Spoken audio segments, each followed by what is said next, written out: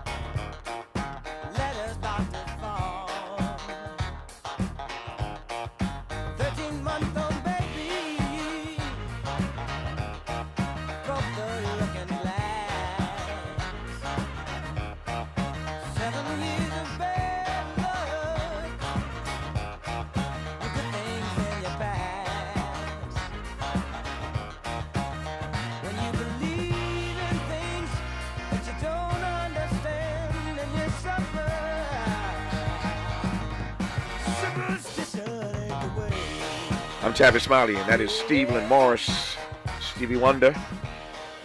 I had a birthday a couple weeks ago, and one of the highlights of my day was getting a call from Stevie to wish me happy birthday. It's one thing for us all to sing the Stevie song, but when Stevie calls you and sings it to you personally, it's a thing. It's a thing, right? So thank you, Stevie, for the birthday wishes. I deeply appreciate it. Love me some Stevie Wonder.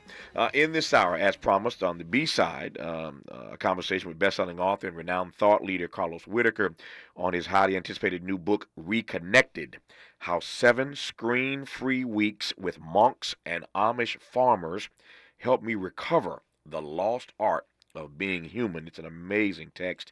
I can't wait to talk to Carlos Whitaker about that on the backside of this hour. But to commence this hour, a conversation about some white bonus analysis, which shows that the Republican VP candidate, J.D. Vance, has benefited from racist housing covenants, racial discrimination, and the largesse of wealthy white men hostile to racial equity. We talk now with the researcher and writer behind the work. Her name is Tracy McMillan. Her book is called The White Bonus: 5 Families and the Cash Value of Racism in America. Tracy, good to have you back. How are you today? I'm doing very well, Tavis. How are you? I'm doing the best I can. If I complained, I'd be an ingrate. I'm going to play here momentarily as soon as I get my hands on it. Just to remind the audience, we're going to play the first answer that J.D. Vance gave the other night in the vice presidential debate. They asked him a question. He said, "I'll be happy to answer that." But before I do that, as I recall, the first question was about Iran. Iran had just you have it, Miles? Okay, 1 second here. As I recall, the first question was about Iran, and everybody expected that, given that the Iran had started firing missiles that day into Israel. And so Iran becomes the first question in the debate. He says, "I'll get to that, but let me tell you a little bit about me, if I can, before we get into that." And here's what J.D. Vance had to say, and then we'll jump into this conversation with Tracy McMillan. I want to answer the question, but I want to actually give an introduction to myself a little bit, because I recognize a lot of Americans don't know who either one of us are. I was raised in a working class family. My mother required food assistance for periods of her life. My grandmother required Social Security help to raise me, and she raised me in part because my own mother struggled with addiction for a big chunk of my early life. I went to college on the GI Bill after I enlisted in the Marine Corps and served in Iraq. And so I stand here asking to be your vice president with extraordinary gratitude for this country, for the American dream that made it possible for me to live my dreams. And most importantly, I know that a lot of you are worried about the chaos in the world and the feeling that the American dream is unattainable. I want to try to convince you tonight over the next 90 minutes that if we get better leadership in the White House, if we get Donald Trump back in the White House, the American dream is going to be attainable once again. he was smooth, very smooth the other night. Whether he did that latter part, convince Americans that Donald Trump deserves another chance in the Oval Office, I'm not sure he pulled that off. We shall see come November the 5th. But Tracy, I wanted to play that at the outset here because that's who J.D. Vance told us he was. What say you, first of all, about that response? Is that accurate? Well, parts of it are accurate, right? I mean, I think he's being really unclear and sort of relying on how fuzzy our language is about class in the U.S. and class and race both here, right? I mean, he came to prominence as somebody who marketed himself very explicitly as a white working class person, right? Like he's not somebody who became known because he could talk about the experiences of folks who weren't white, right? He sort of came to prominence telling people really that he was white and that he was poor, right? Like his memoir actually says, I grew up poor and things like that. And then here, I think what you see is him sort of looking at the parts of his narrative that folks who don't really understand class and don't understand government support very well are going to go, oh, well, grandma got Social Security benefits. That must mean she was poor. I mean, actually, that's often a very middle class thing, right? That means somebody in the family had enough income that you're able to get Social Security benefits to care for a kid, something like that. You know, that requires people having worked in jobs that are going to be generating Social Security benefits so then their kid and whatnot can collect them, right? So there's ways in which I think Vance very skillfully here is relying on all those fuzzy ideas to say, hey, I'm just a working class like dude, when really what he is, right, is like a white kid from an industrial city in the Midwest, right, and a middle class one at that. You know, he writes in his memoir about his grandfather having a lucrative pension, about his grandfather having stock, his grandmother setting aside money so that JD can take golf lessons. You know, he actually writes about getting an inheritance in his memoir, right? None of that stuff is what you have as a poor person, right? And here he's sort of using this idea that, you know, I think that the way we understand working class over time has shifted. I think when Vance was growing up and before, working class was more about being blue collar, right? It meant that you weren't working in an office, but you could still have a middle class income. And now, because of the way that our economy has shifted, when you say working class, people understand poor, right? So Vance is really manipulating that very skillfully. Let's talk more about working class, what that means these days when we come forward. We will talk also about his working class appeal and ask Tracy whether or not she thinks that will work. We're just getting started in this conversation with Tracy McMillan. The book is called The White Bonus. 5 families and the cash value of racism in America. Will the real J.D. Vance please stand up? We'll talk about it when we come forward on Tavis Smiley. From California to the Carolinas, everybody's listening to Tavis. More when we come forward. Tavis Smiley's new book, The Covenant with Black America, 20 years later, is now on sale everywhere. This classic text shot to #1 on the New York Times bestsellers list almost 2 decades ago. If you have the original book, you will surely want to get this 20th anniversary edition with powerful new contributions from today's leading voices. This 20th anniversary edition presents a compelling blend of historical insights and contemporary urgency in this critical and unprecedented election year. Get your copy of The Covenant with Black America 20 years later today.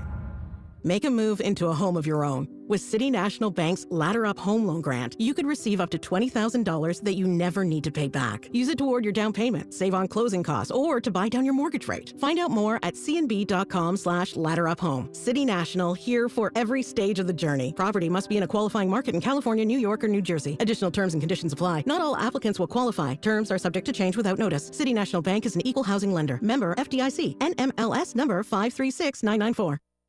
Looking for a purposeful and passionate way to make a difference in your community? Volunteer with our Senior Medicare Patrol and help prevent Medicare fraud. S&P volunteers work in their community educating peers about healthcare fraud and how to prevent and detect it. Free training starts soon. Check us out online or at an S&P open house near you.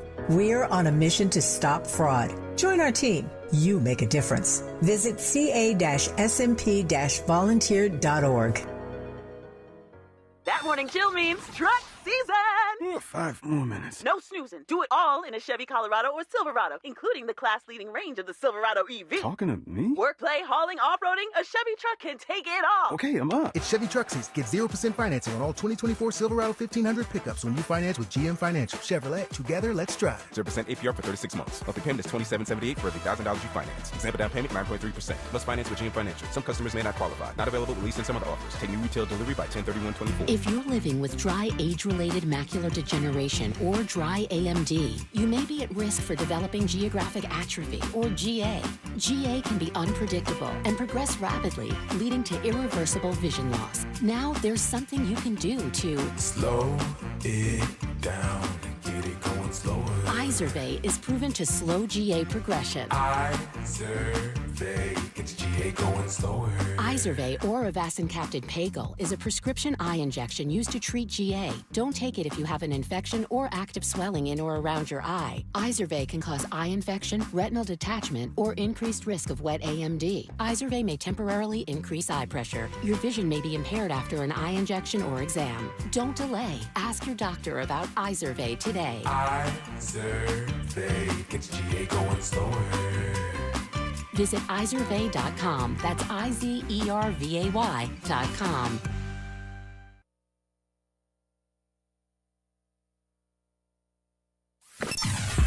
Sometimes he fails at fitting in, but we're okay with that. You're inside the Tavis Smiley Show. You are indeed with Tracy McMillan, who's author of the new book, The White Bonus, 5 Families and the Cash Value of Racism in America. So we'll talk more about J.D. Vance's working class appeal and whether or not that might work a little bit later in this conversation, Tracy McMillan. But tell me more about the ways in which, never mind the story he told on stage the other night, the ways in which J.D. Vance has benefited from racist industries, policies, white male privilege. Talk to me, Tracy. Sure. So I worked on this piece for Reckon, right, which is a publication out of the South. And what we found is that just a rough back of the envelope tally, probably Vance has benefited by about $20 million, right, from advantages he's gotten because he was white. So some of that's when he was real young, right, like his childhood. And those are small numbers back then, right? So he gets this inheritance from the sale of his grandmother's home, right? He talks about himself as poor, but he actually got an inheritance. His grandma sold a house. And then both of his grandparents were pretty stable financially, right? His mom, right, was dealing with addiction, so she wasn't stable. But his grandparents sort of swoop in, and he writes about this, right? That gives him a shot at the American dream.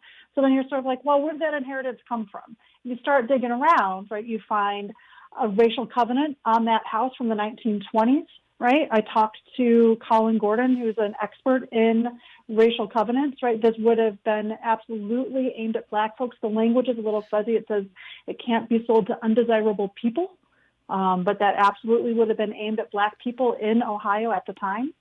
And then, if you keep following it forward, right, you also see, right, housing discrimination blatant throughout, decades after that. And in fact, the census district that the house is located in was 100% white at the time when that family moved in, and it's now 95% white, right? So that has not integrated, even though covenants are no longer legal, right? So they owned that house in large part because they were white, right? And then, how could they afford it? So then you look at, his grandpa was a steel worker. Well, the union at that steelwork plant for a long time was very segregated, right? So that doesn't start to change until the 1970s. So it's 20, 30 years after his grandpa gets into the union, right? But segregated union up until 1974, and you have a national consent decree against 9 steel corporations, including Armco, right, which is there in Middletown. And actually in 1976, right, the local union and company end up settling out and paying something like $300,000 out to Black workers to get out of the problem of having anyone come after them for discrimination claims, right? So you see very clearly, this stability, which is not a huge dollar amount, certainly not compared to the folks that Vance ends up meeting at Yale, right? Right. But it's incredibly powerful because that's what gives his grandparents the capacity to help his mother. She struggles with addiction, right? His grandma was using that house for home equity loans and taking out small mortgages on it over time to get money and things like that. All that relies on that house, all of which relies on them being white.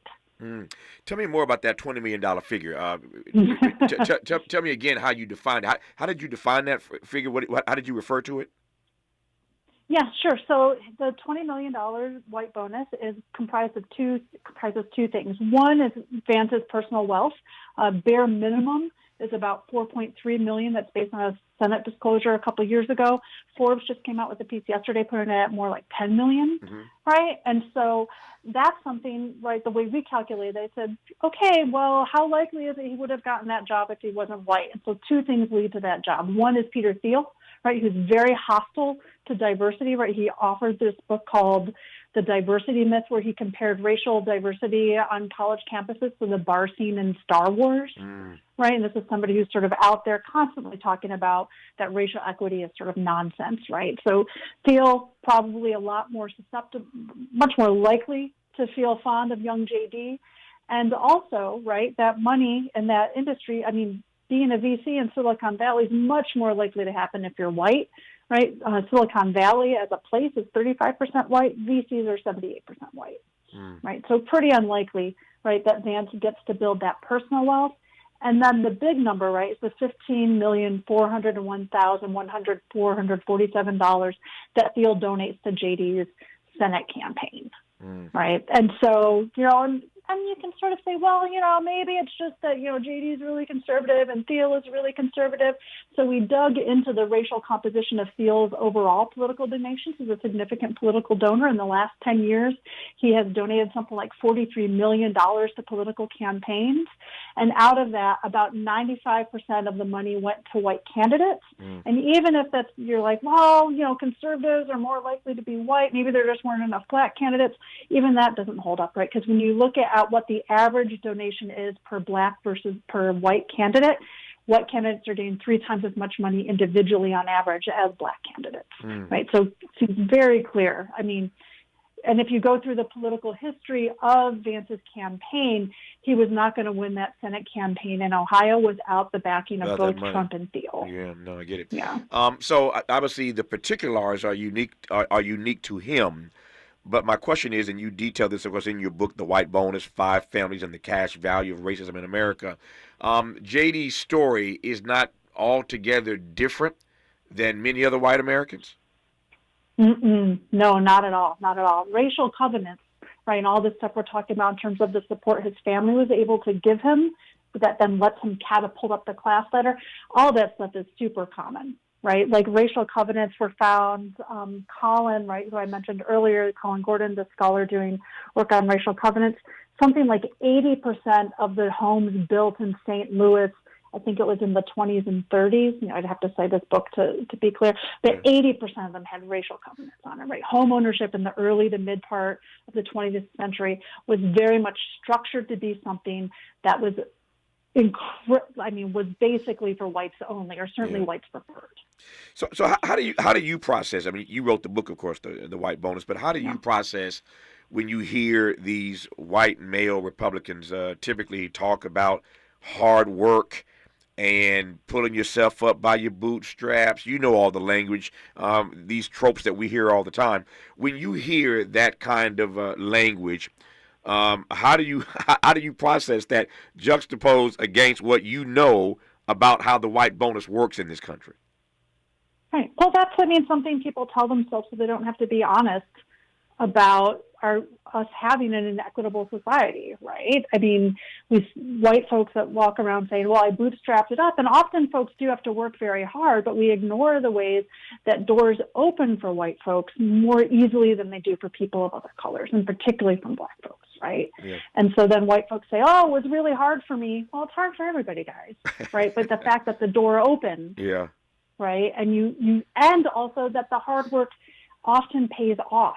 Right. I think about this a lot in my own life, right? But the big thing that I sort of have benefited from is not so much that my life was easy, but that when I do the job right, it often benefits me, right? It often gets recognized, not always, right, but like in ways that I think, and that I know because I have friends who are not white that don't show up for those friends.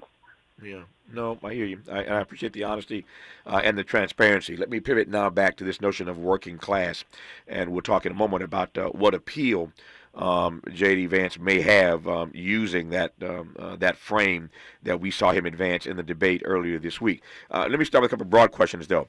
How has that term, the relevance of it, the impact of it, you tell me, but juxtaposed to me working class today versus working class back in the day?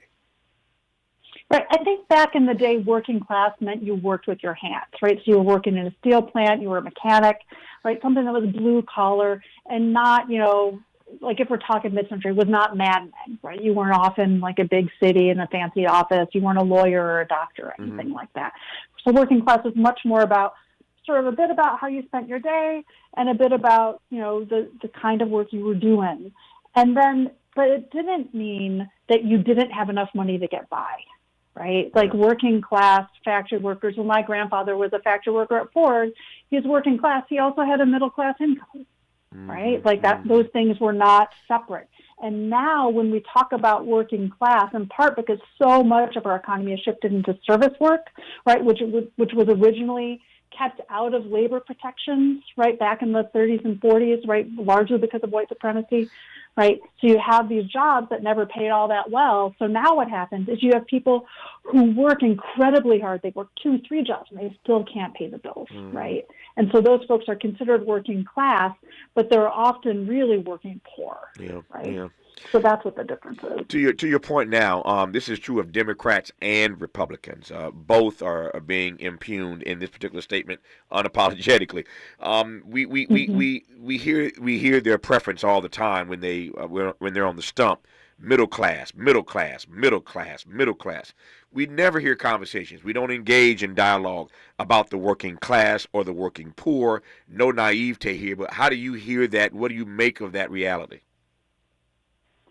I mean, I think it's much more comfortable for folks up on the stump to talk about the middle class. That's often where they're coming from, economically. I mean, you have Vance, Walz, and Harris. Those are all folks who come out of the middle class, right? So they know how to talk about that. I think it's much more comfortable for folks, right? Because then you don't have to start digging around about like, well, who deserves the most help if you're working class or poor, right? If you just say, well, middle class, everyone says, okay, well, we should support them. We like having a middle class country. We want to develop that and go on in that way. I mean, I think one way that our country really falls down when we have those conversations about middle class is we don't really do that with a consciousness about how much that was segregated into white families and not really given the same opportunities were not given to other families, right? We didn't use government policy in the same way for Black and brown families. Government did not intervene to stop racist policies, right, from private institutions in the same way. And that's really created a lot of the racial wealth gap. Yep. I wonder, however we're defining working class these days, I wonder whether or not, or what you think of the appeal that J.D. Vance and Trump can have with this message of economic populism, if I can put it that way. Yeah, well, I mean, as a kid from the Rust Belt, people in industrial centers have really been hurting. I mean, that stuff is real. Like, those folks do not have easy lives. I think the thing is we don't do a good job of being clear about why those changes have happened in those economies. And then you have a bunch of, blue collar folks who used to be able to be middle class. Now it's much harder to be middle class, right? And there's not a really clear narrative about why that is, unless you have folks like Trump and Vance coming in and saying, well, you know what, actually it's the migrants and the Black people are the ones who have ruined this for you, and that's why you're having a hard time. That's not true, right? It's because capitalism's been allowed to run amok, but they don't want to say that, right? So they're going to talk about it in this way. Yep. I wonder if that message, I was thinking about this a couple of days ago, because J.D. Vance rode this so hard the other night, and in his debate with Kamala Harris, Donald Trump rode it really hard. And I'm just wondering whether or not this anti-immigrant message can really save the day for them. Put another way, does this anti-immigrant message, would it ultimately have the impact that they hope it will have on November 5th, specifically with these white male working class Americans who feel disaffected for a variety of reasons? I mean, I don't have a crystal ball, so I can't really say. I don't think that stuff plays as strongly and as well as they think it does across the broad population. Right. I think to their base it matters, right? So I think the folks that are already on board with that, it's going to, right, that helps make sure those people turn out. Right. I don't think that, for me, it sounds like it's a problem of turnout, right? Because if everybody that's down with that turns out and nobody who's concerned about it turns out, then we have a problem. Yeah. But we'll see how it goes. Yep. A couple of extra questions here. The first is simply this: whether or not in the writing and the researching for your book, The White Bonus: 5 Families and the Cash Value of Racism in America, whether or not it is your sense, your belief, or whether or not the data suggests to you that this notion of the white bonus, as we have known it, as you have written about it, continues unabated in America in the months and years to come, given that we're moving into a period where, for the first time ever, this nation will be made up majority-minority, as the phrase goes.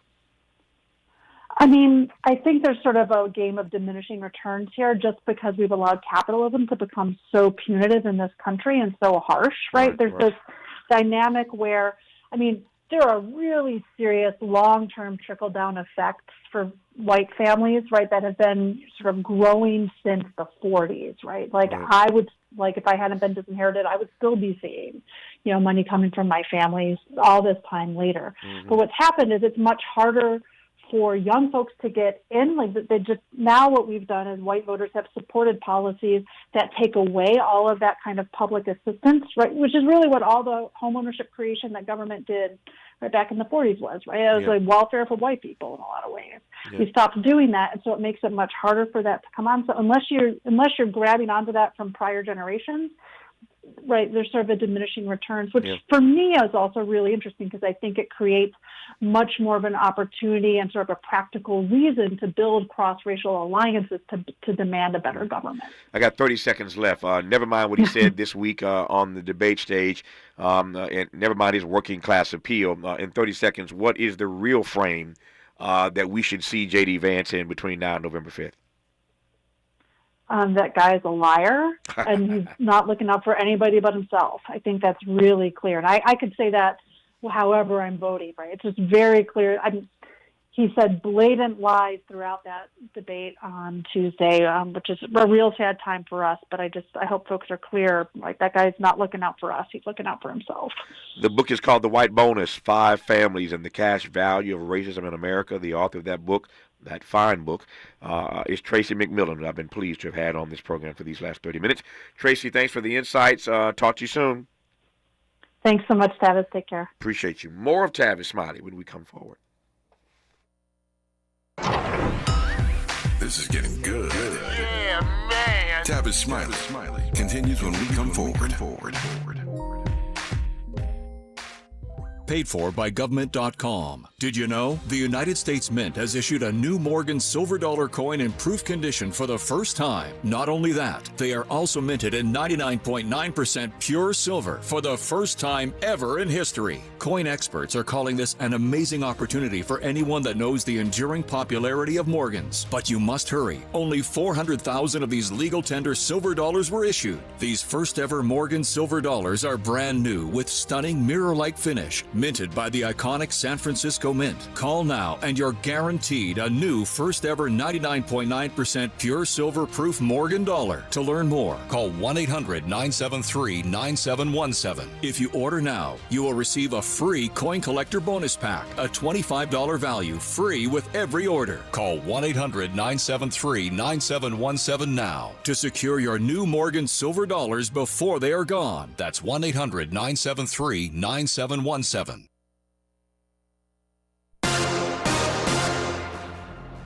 I'm Ray Harris, and here's the latest from the Black Information Network. Over the past 50 years, 2 of the most destructive and deadly storms to ever hit our nation were Katrina and now Helene. More than 190 are dead in 6 states, and that number is expected to rise.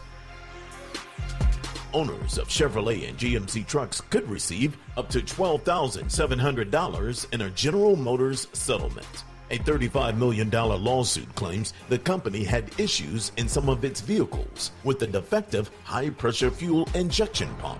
Those who purchased a 2011 to 2016 Chevrolet Silverado or GMC Sierra diesel truck can be eligible for a payout. And that's the latest. I'm Ray Harris on your home for 24/7 news, the Black Information Network, and BINnews.com. Lowe's knows it's easier to make the right calls when you have the right team. Download the Lowe's app to get your home improvement playbook in your hands so you can get their team's expertise anytime. Download the Lowe's app to find what you need today. This is the KBLA Sports Minute with Ray Richardson. The Dodgers will play the San Diego Padres in the National League playoffs. The Padres beat Atlanta last night 5-4 to advance. Game 1 in the best of 5 is Saturday at Dodger Stadium. The Padres have been tough on the Dodgers this season, winning 8 of 13 games. As the NFL heads into Week 5, the league's 6 black head coaches are 15-10. Pittsburgh's Mike Tomlin, Houston's DeMeco Ryan, and Tampa Bay's Todd Bowles are 3-1. Raheem Morris of Atlanta and Antonio Pierce of the Raiders are 2-2. New England's Gerard Mayo is under 500 at 1-3. Adidas is getting ready to release a special edition of the Crazy 8 Low sneaker for 5 HBCU schools. The shoe was part of the endorsement deal Kobe Bryant had with Adidas in the late 1990s. Adidas has designed a new version of the shoe featuring the logo and school colors of Alabama State, Alcorn State, Grambling, Prairie View, and Arkansas Pine Bluff. No debates, no speculation, just the info you need. That's your KBLA Sports Minute. I'm Ray Richardson on KBLA Talk 1580. We've got a lot to talk about. Are you interested in catching up on all the latest entertainment news, trending topics, and exciting interviews? I got you. Tune in to The Raw Report with Robin Ayers, Monday through Friday, 6 to 7 p.m. I'm your host, Robin Ayers. Join me every weekday with some of the best entertainment contributors in the business as we break down what's going on, who's got next, and what not to miss. Only on The Raw Report with Robin Ayers. Unapologetically progressive. KBLA Talk 1580. We've got your black.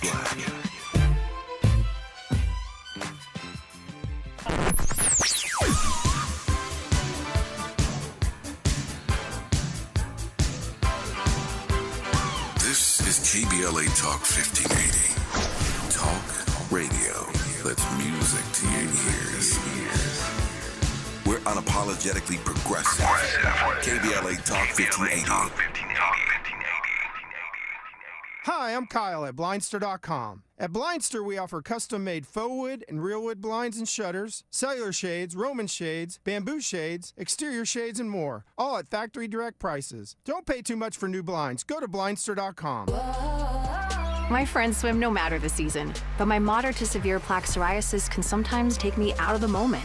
Now, thanks to Skyrizi and clear skin, count me in. With Skyrizi, Risankizumab Riza, a prescription-only 150 milligram injection for adults who are candidates for systemic or phototherapy. 3 out of 4 people achieve 90% clear skin at 4 months. Don't use if allergic to Skyrizi. Serious allergic reactions and an increased risk of infections or a lower ability to fight them may occur. Before treatment, your doctor should check for infection and tuberculosis. Tell your doctor if you have an infection or symptoms such as fever, sweats, chills, muscle aches, or cough, or if you plan to or recently received a vaccine. Thanks to Skyrizi, there's nothing on my skin, and that means everything.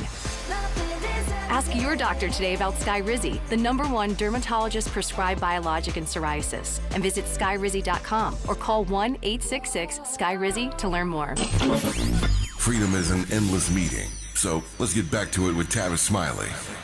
Most of us have gotten so used to, these notifications and alerts, pings and rings, that even if we don't want to be on our phone so much, we don't know exactly what to do about it.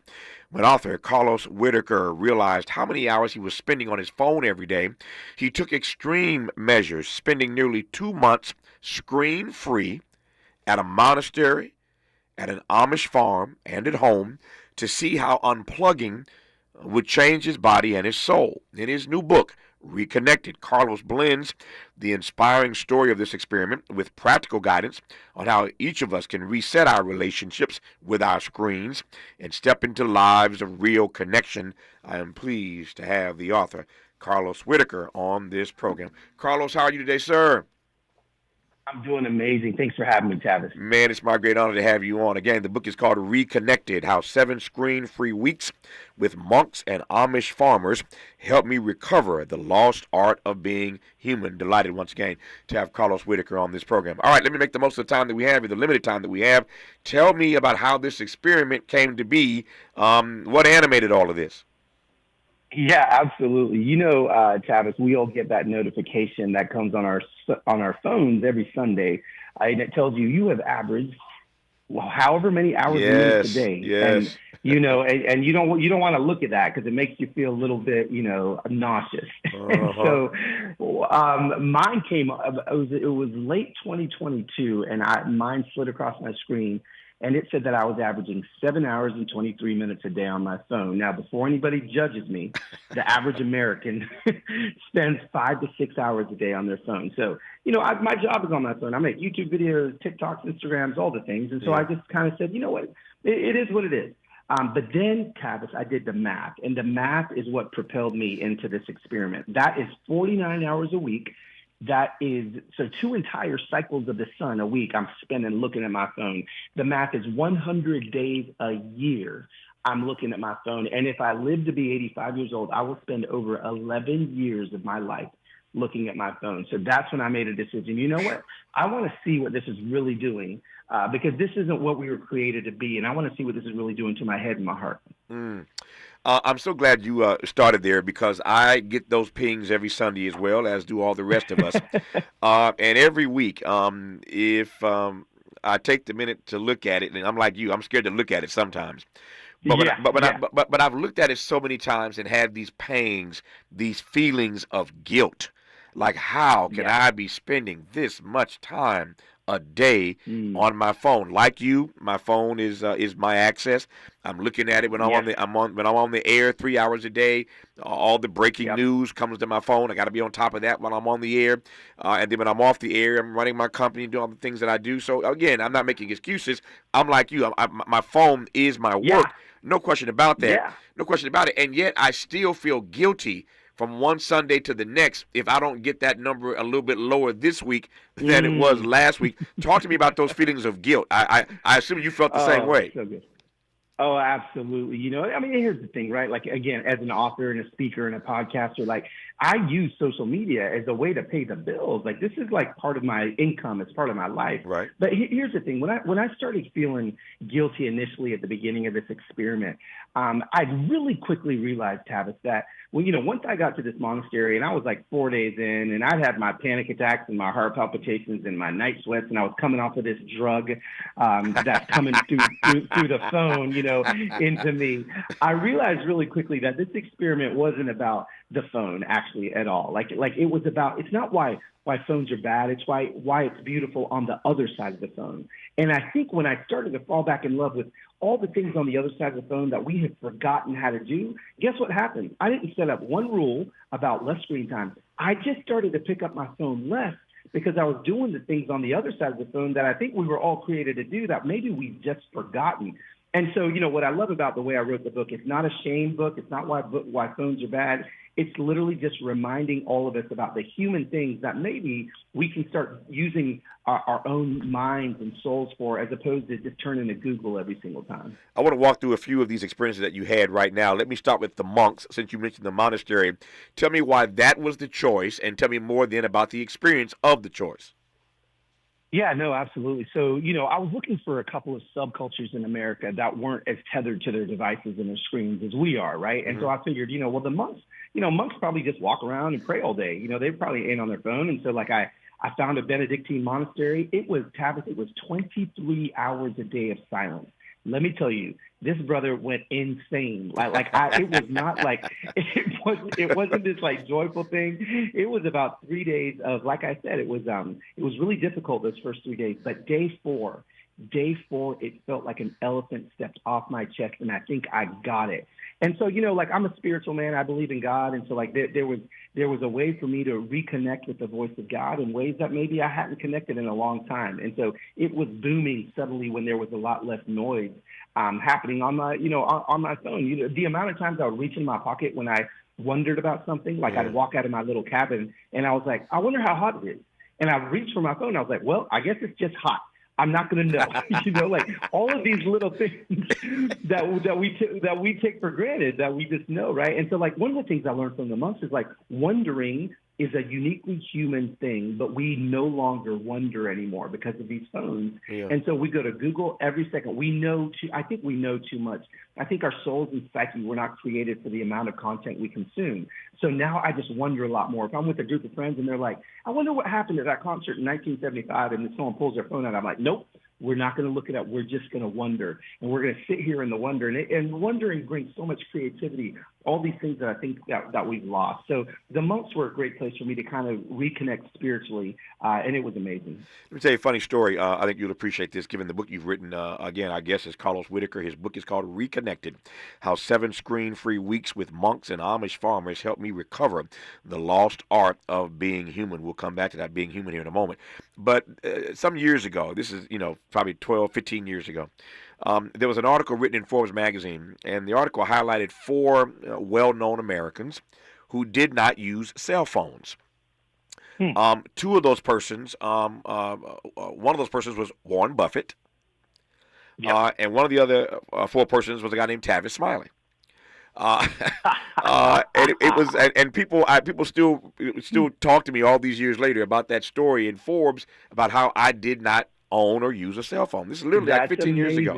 And people are like, was that a true story? Did you really not have a cell phone? I said, I did not. Now, I have an assistant. At the time, I had 3 or 4 assistants. And so wherever I was, there was always an assistant with me.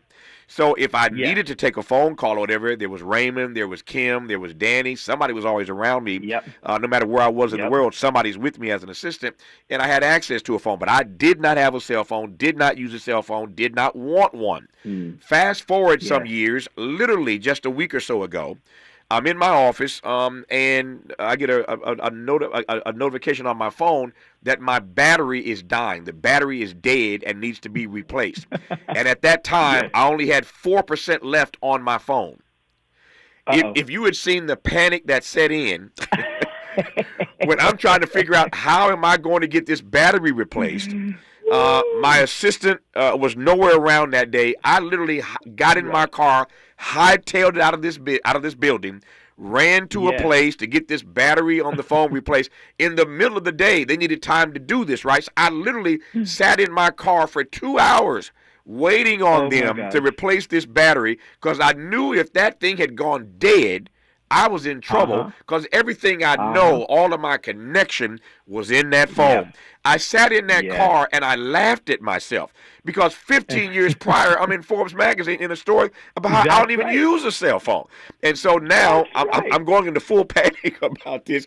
I shared that story, one, as a way of confession because I'm guilty too. But I also share that story because when we come forward, I want to ask Carlos Whitaker to tell me a bit more about those first few days at the monastery. He was joking, or maybe he wasn't joking, about breaking out in hives and the sweats and the night terrors because he didn't have his phone. But on that 4th day, on that 5th day, when things broke for him, it opened his eyes. I want to hear though about those first few days when he just thought he couldn't survive without his smartphone. You're listening to Carlos Whitaker, and I'm glad about it right now on Tavis Smiley.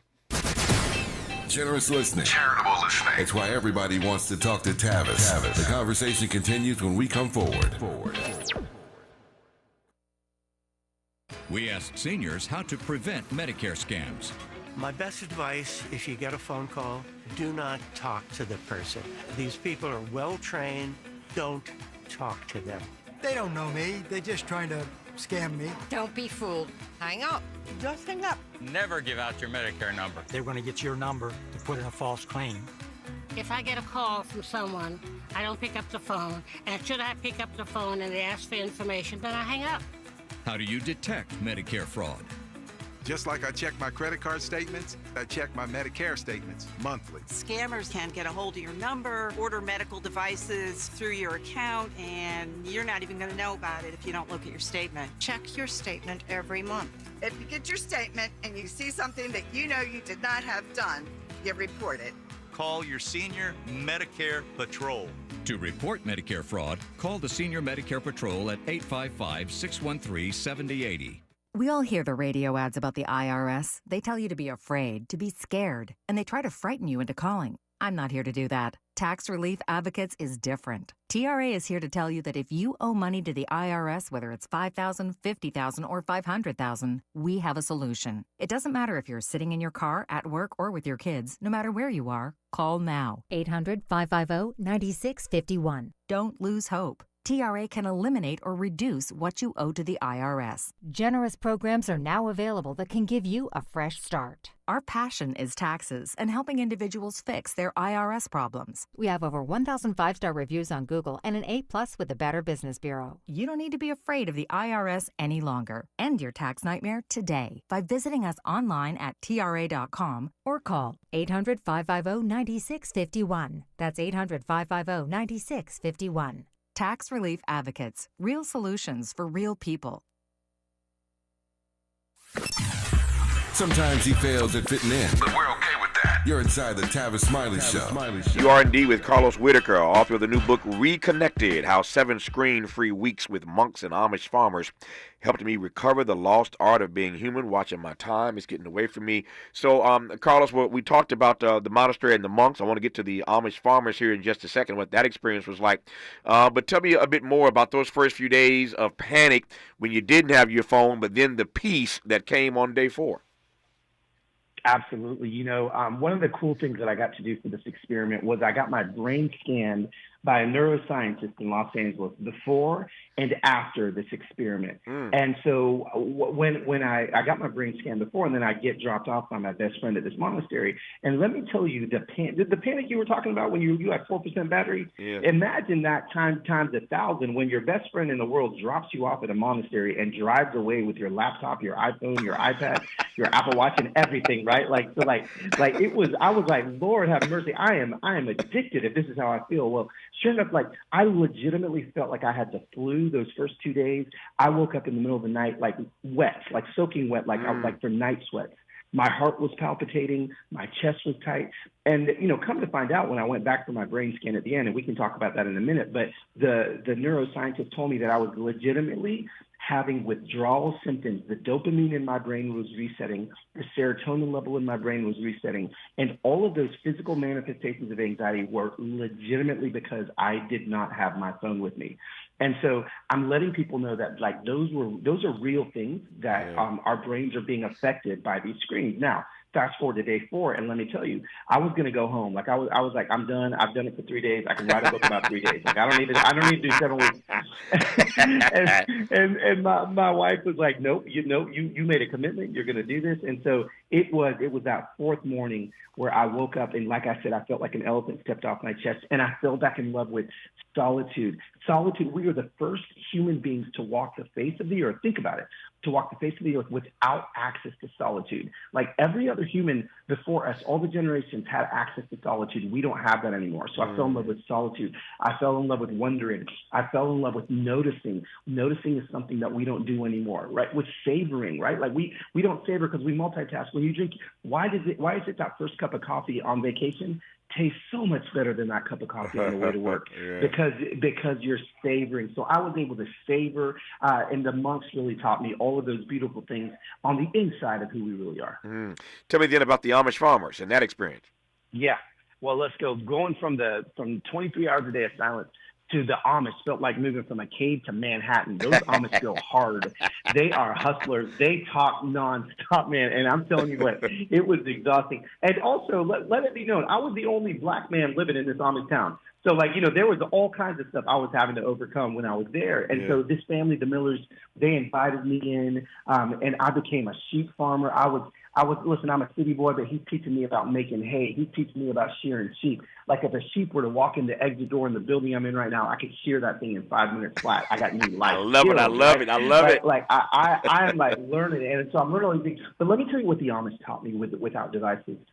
They taught me about what community looks like, about, you know, they ask two questions when any new piece of technology enters into their lives. The two questions that they ask are, will this piece of technology bring us closer together, or will this piece of technology take us farther apart? That's why they don't have cars. They don't think cars are evil. They just think, you know, if we all had cars, we'd be hundreds of miles away from each other if somebody's barns burns down and we can't build that thing up in 48 hours, right? And so those are the questions that they're asking themselves. And those are some of the questions that I'm beginning to ask myself when I implement a new app, when I implement something. Is this going to bring me closer to who I'm created to be, or is it going to take me farther apart? And then the second thing the Amish taught me that was mind-blowing is, you know, that first breakfast and lunch that I had, they lasted like 90 minutes, like an hour and a half for breakfast. And I'm like, why are you guys eating so long? Like, it's so long. And and after a few days, you know, Willis, the farmer I was living with, because Carlos, like, we don't have Instagram and Facebook to catch up with each other. This is the way that we visit. This is the way that we do it. And then I realized, you know, the Amish and I, we don't, obviously I'm not Amish, so we don't agree on a lot of things. And we were disagreeing passionately over like political things, over, you know, hot topic issues, over a meal, over the shared love of a meal for 90 minutes. Yeah. And it's just impossible to hate somebody over a good, juicy burger for 90 minutes. We were able to like disagree and agree. And the average American meal in 1923 lasted 90 minutes long. The average American meal in 2023 lasts 12 minutes long. And so people wonder why we can't connect anymore, why we've lost the art of conversation. Those are some of the beautiful things that I reconnected with off the screen that the Amish taught me. There is so much richness in this book, as you can imagine. We're just we're speeding through this thing. But the book is called Reconnected, How 7 Screen-Free Weeks with Monks and Amish Farmers Help Me Recover the Lost Art of Being Human. When we come forward in our remaining moments with Carlos Whitaker, we'll talk about how he rediscovered the lost art of being human. That part we'll get to. And I know you're as curious as I am. I got a smart and curious audience. Everybody wants to know what happened when he went back to the neuroscientist to get that brain scan when it was all said and done. I want to know. You want to know. We'll find out together when we come forward on Tavis Smiley. Why does Tavis say when we come forward? Because he's not going back. And you don't have to go back either. Forward ever, backward never. More of Tavis Smiley when we come forward. If you're like me, 60 and retired, making ends meet, especially here at the supermarket and drugstore, is tough. I'm so blessed to have found benefitscheckup.org. It's a free and confidential website from the National Council on Aging that connected me to $1,200 a year in programs that help pay for food, medicine, utilities, and more. Maybe it can help you. benefitscheckup.org. You know where you want to go in life, and City National Bank can help. City National knows the dedication it takes to build your vision for the future into a reality, and our team is here for you. We have a wide range of options to help, from personal savings accounts to interest-bearing money market savings accounts and more, all designed to help you get where you want to go. City National, here for every stage of the journey. Learn more at cnb.com. City National Bank is a subsidiary of Royal Bank of Canada, member FDIC. KBLA Talk 1580. We've got a lot to talk about. KBLA Talk 1580 reminding you that we keep us safe. Pro Football Hall of Famer and urban peace pioneer Jim Brown believed in just that. So he founded the AmeriCAN Foundation for Social Change in 1988, focusing on at-risk and high-risk youth in underserved schools and juvenile detention facilities, as well as adult incarceration and reentry initiatives. The core of the AmeriCAN program is its 15-chapter life skills curriculum. Mastery of these skills allows individuals to meet their academic potential, conform their behavior to acceptable societal standards, and improve the quality of their lives by equipping them with what they need to confidently and successfully contribute to society. Today, the foundation is led by its president, Monique Brown, who has been actively involved in the organization for more than 25 years. The AmeriCAN Foundation continues its work in memory of its founder, actor, philanthropist, and NFL legend Jim Brown. To get involved or make a donation, please visit AmeriCANCommunity.partners. That's AmeriCANCommunity.partners. This is a community call to action from KBLA Talk 1580. Moments like hearing my cat purr good morning mean a lot to me. But after being diagnosed with metastatic breast cancer, or MBC, which is breast cancer that is spread to other parts of the body, they mean even more. I take Ibrance, palbociclib. Ibrance 125 milligram tablets with an aromatase inhibitor is for adults with HR-positive, HER2-negative MBC as the first hormonal-based therapy. Ask your doctor about Ibrance and visit Ibrance.com. Ibrance may cause low white blood cell counts that may lead to serious infections. Ibrance may cause severe inflammation of the lungs. Both of these can lead to death. Tell your doctor right away if you have new or worsening symptoms, including trouble breathing, shortness of breath, cough, or chest pain. Before taking Ibrance, tell your doctor if you have fever, chills, or other signs of infection, liver or kidney problems, are or plan to become pregnant, or are breastfeeding. Common side effects include low red blood cell and low platelet counts, infections, tiredness, nausea, sore mouth, abnormalities in liver blood tests, diarrhea, hair thinning or loss, vomiting, rash, and loss of appetite. And the top-rated African-American talk show host in the nation, according to Talkers Magazine. You're tapped in with Tavis Smiley right now.